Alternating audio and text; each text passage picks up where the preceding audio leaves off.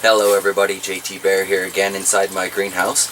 I just thought I would show everybody kind of how my aquaponics system is put together, how it works, and you know, maybe some slides of how my aquaponics system used to be back before I started the channel. So let's get into that, shall we? First off, let's talk about what is aquaponics. As some of you are aware, the basic premise of aquaponics is that you grow plants in something other than traditional soil, with the nutrients being provided not by chemicals but by fish. Now, I apologize for the state of the water. I was just mucking about in the grow bed and it kind of dislodged some debris because I don't currently have a settlement tank in place. But that is, you know, we'll get to that. So that's what is aquaponics in a nutshell. Basically, bacteria develop in your biofilter. In my case, that's the garden bed itself. And the bacteria convert the fish waste into a nice, healthy nutrient, which they use, of course, to produce all this lush vegetation that we aquaponic gardeners enjoy for so much of the garden season.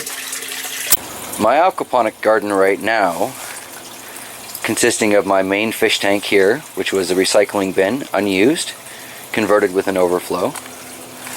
A sump tank here, which was a 68-gallon Rubbermaid tote on sale. And 2 grow beds. We'll start with this one here. This I purchased at a hydroponic growing supply company. It's 6 inches deep and, in my opinion, far too shallow. And this one here I built out of some lumber I had lying around, and as you can see, some rubber pond liner. Gave me some very strong opinions about pond liners, I tell you, that's for sure. But it is also about 6 inches deep. These are both set up so that they can be run either as flood and drain beds with bell siphons, or I can remove the bell and I can simply have a constant level going all the way through here, depending what I'm doing with the fish tank at the time. In my sump tank, I have a Laguna pump. This thing pushes somewhere in the vicinity of 400 gallons per hour. But by the time it gets up here, I'd say maybe 300. Doesn't really matter that much in a garden of this size. The water is split as soon as it comes up to either go to this bed here, or it travels along the pipe this way, where it's diverted to my main fish tank, or the remainder of it flows into this bed here. As you can see, the lemon balm really enjoys being right by that outlet. The water level rises in here, sets off the bell siphon. The beds drain into the sump tank, and the process repeats. Up through the pipe, down through the fish tank, overflowing and into the sump, or up into the beds, filling up and draining out into the sump tank. I don't currently have a swirl filter or a settlement tank on here, and I really should. But I ended up taking that off because, after all, this is just a cheap hoop house. I do live in Canada, and I thought that was too much of a risk of freezing and causing a major leakage in my system. So I took the risk of eliminating it for the winter, and I haven't put it back on this spring because I have way bigger changes in mind. Basically, though, this is my complete aquaponics system as of April 2014. It's not terribly complicated, not terribly expensive. Let's look at how much it cost. Because of the cost of the rubber liner, that bed actually cost me about $50. At the hydroponic supply store, that bed did cost me $50. The fountain pump was purchased at a nursery because I wanted a good quality, you know, fountain pump, something that's designed to run 24 hours a day and be in an environment with with live fish, and there's no way it could possibly leak harmful chemicals into my water or anything. So that was, yeah, 75, 100, so we'll say 200 so far. Initially, this bed was filled with rocks that I found for free, which was a good idea, bad idea sort of situation. This bed here was also filled, but it was filled with the hydroton clay pellets that you see there. Again, good idea, bad idea situation. I've kind of hinted on that in previous videos. But I bought 2 bags of that, so that set me back about 80 bucks. So I guess all in total, I'm probably in the neighborhood of $300 into this garden.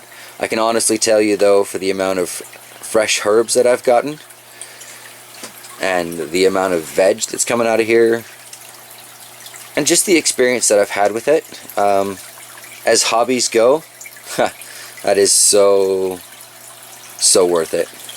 As gardens go, I can honestly say I think it's probably paid for itself.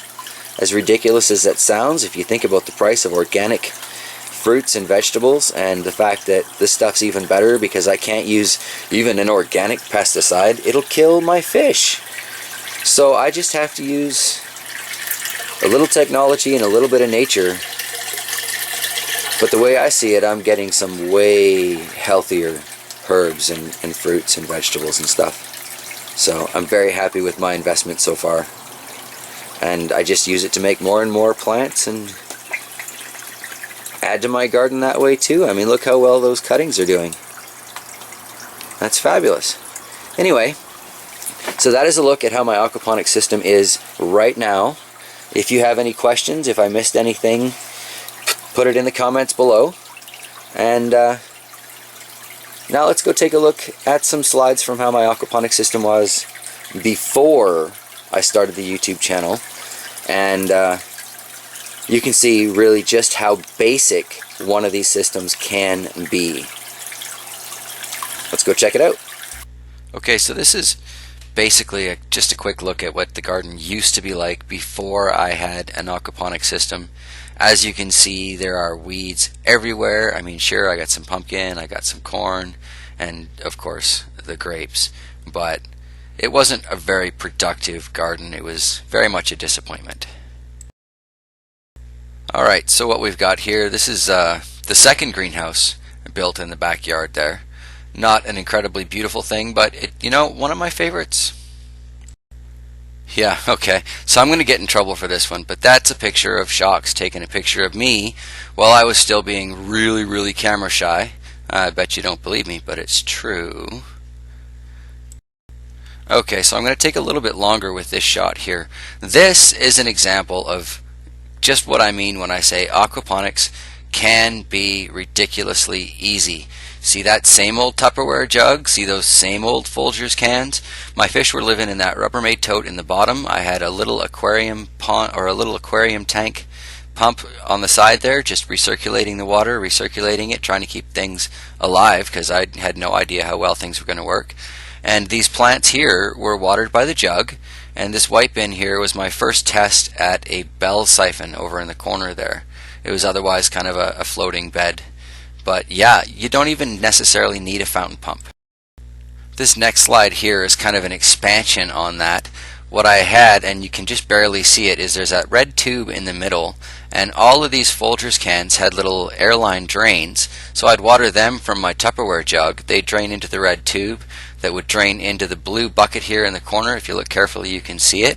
This next slide will be a shot of that. So here you can see coming down in the center top the red tube I was talking about, and that drained into these two Rubbermaid bins that again had airline hose tubing. The one drained directly into the little white bin there, where you can see my more advanced version of a bell siphon, and the other drained into another piece of the red tubing. I think that originally came from a hockey net that belonged to the children, but for the record, I did ask. They told me it was okay. They thought what I was doing was kind of cool. So, still no fountain pump involved in that system. Okay, this one's a little out of place, but that's just another look at how the system used to be before I built that shelf we just looked at. And this final slide here is just a shot of after I first set up that bed from the hydroponic store. I had little tape labels telling me what all my plants were because I still wasn't quite sure what most of them were. And if you look in the top right hand corner, that's the cabbage that I'm pretty sure is the one I pulled out in that first pulling the cabbage video. Alright.